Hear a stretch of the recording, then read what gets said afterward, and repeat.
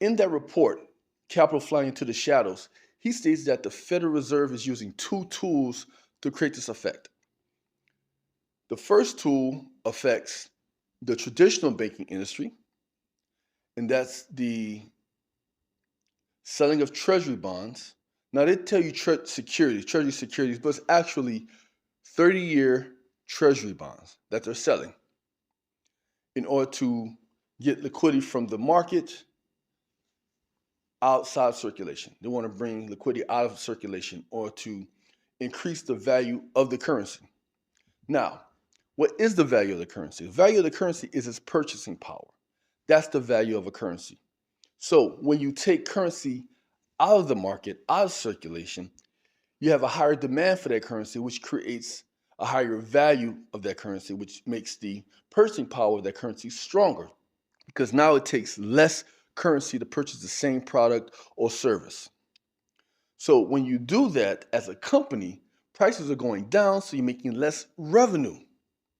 But interest rates are going up. If interest rates are going up and you're using some type of leverage, then your debts are increasing. So you're making less revenue while increasing your debts.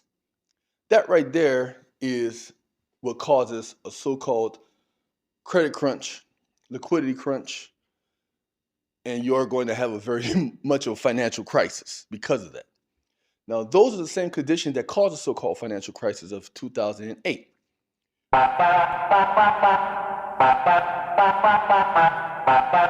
Steve, King Dollar, you think? I still think it is King Dollar. I mean, right now, really? Yeah. I mean, okay. I mean, do we go back to the highs? Not necessarily, but I think do we test, let's say, the 200-day moving average on DXY, which is the 106 area? I don't see why not. We're talking about raising rates more aggressively than many of these other competitor currencies, for lack of a better word.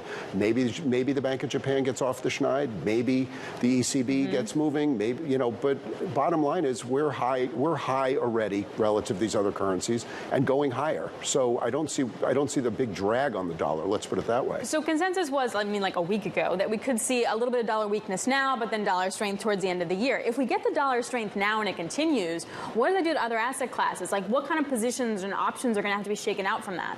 Well, anytime you have a break of consensus, whether it's the dollar, whether it's interest rates, et cetera, things break. And I think that's kind of what we've been seeing over the last couple of days. Was we had this big consensus that we were going to soft land, not land, whatever we want to do it. And now all of a sudden it's like, oh wait, here's the consequences, and that is, we're talking about interest rate hikes for higher and longer.